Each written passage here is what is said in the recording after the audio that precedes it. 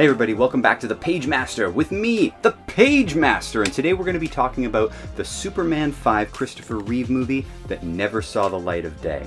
Let's do a little recap here. So in the late 70s we see Superman 1, huge hit, You Will Believe a Man Can Fly.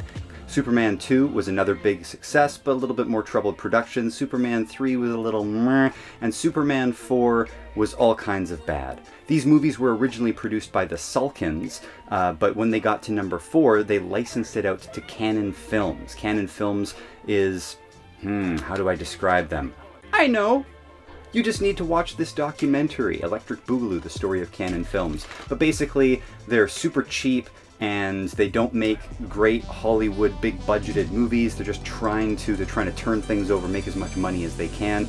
In Superman 4, they notoriously took a bunch of the money that was allocated for the production and spread it around to other productions because they needed the help financially at the time. Subsequently, Superman 4 came out in what many people feel is sort of an unfinished version. Yet still they were not deterred and wanted to do a Superman 5.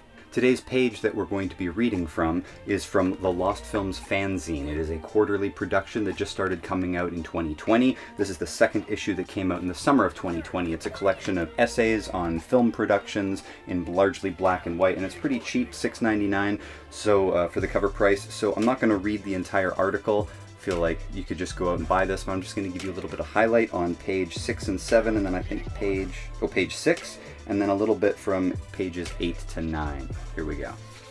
So despite Superman 4 being a box office disappointment, Cannon Films wanted to move forward anyway. They were very confident within a year or so they would be able to have a Superman 5 with Christopher Reeve, and they had a little plan on how to do it. Let's read. What had happened was that the original cut of Superman 4 clocked in at 134 minutes.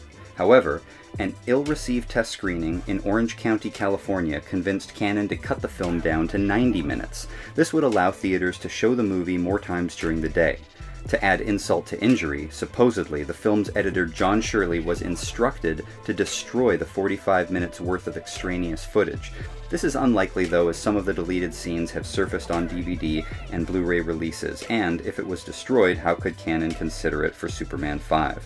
It's debatable story-wise how much of the cut footage would have been usable. The main centerpiece had Clark going on a date with Lacey Warfield, while the duo is at a nightclub, Nuclear Man number 1 comes knocking. You see, Mark Pillow's character is actually Nuclear Man number 2.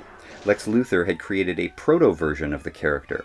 Nuclear Man number 1 was played by Clive Mantle and had a Frankenstein-like quality to him. Some might even compare him to Bizarro, which is what he was initially. Reeve had the idea that the character would be Bizarro and that he would play him, but producers deemed it too complicated and the idea was dropped, so the character simply inherited Bizarro's traits instead.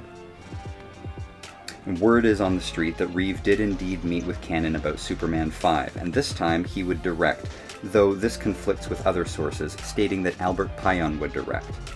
But Reeve eventually gave up on the idea, probably realizing that Cannon didn't have the finances to do a fifth film justice.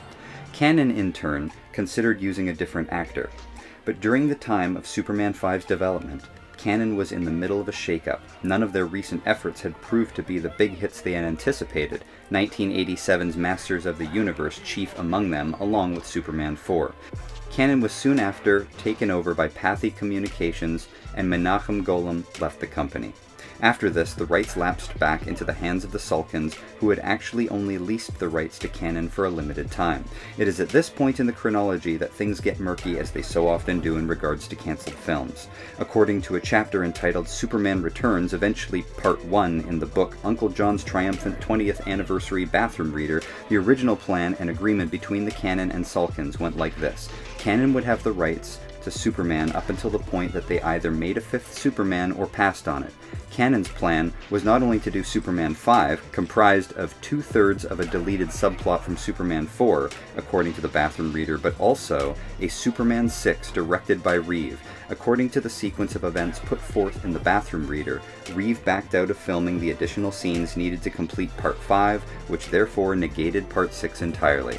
When that happened, the rights reverted back to the Salkinds. So there you have it. Terrible plan, gone awry, and deservedly so.